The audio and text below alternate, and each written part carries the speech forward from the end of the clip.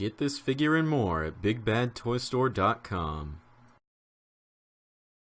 Chromia is a master of infiltration, sabotage, and the kind of tactical counter-strikes that can crush an opponent's morale. Unfazed by any enemy or situation, she can always be counted on to step up when her team's in a tight spot. Today, my friends, we will take a look at Transformers Generation Deluxe Class Chromia. She came out in 2014 as part of Wave 11 of the Deluxe assortment of the Generations reboot. She is an extensive remold of Transformers Prime Robots in Disguise RC from 2012. Chromia turns into what can only be described as a light cycle. This mode features some sleek lines across the top, covered by a large clear plastic window for a hypothetical passenger. The wheels look sick, maintaining an appearance of detachment from the main body thanks to their clear plastic connectors. She features a kickstand since her wheels are too narrow to stay upright. Here is a comparison with Transformers Dark of the Moon Deluxe Class Bumblebee.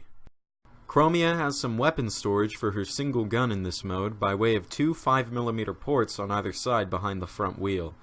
The port is really shallow, but a lot sturdier than it looks. Chromia's light cycle mode is dead solid, which means it can be a bit of a bother trying to get a few of her tabs unlocked, especially the one locking in the canopy. Otherwise, she transforms exactly like Prime RC, just with a little more work on her backpack. There's a butt flap that the instructions say to keep down, but I keep it folded up to free up her movement, and it doesn't add much weight to her back.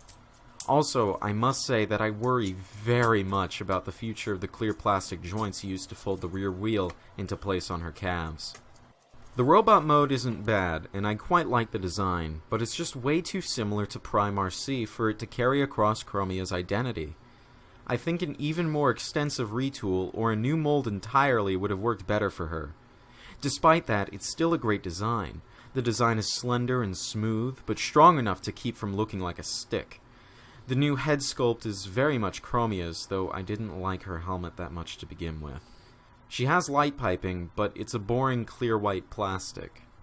Here is a comparison with Transformers Dark of the Moon Deluxe Class Bumblebee. Chromia comes with a single handgun molded in black plastic. She can either hold it in her hand or store it on her knee, the latter of which just looks dumb.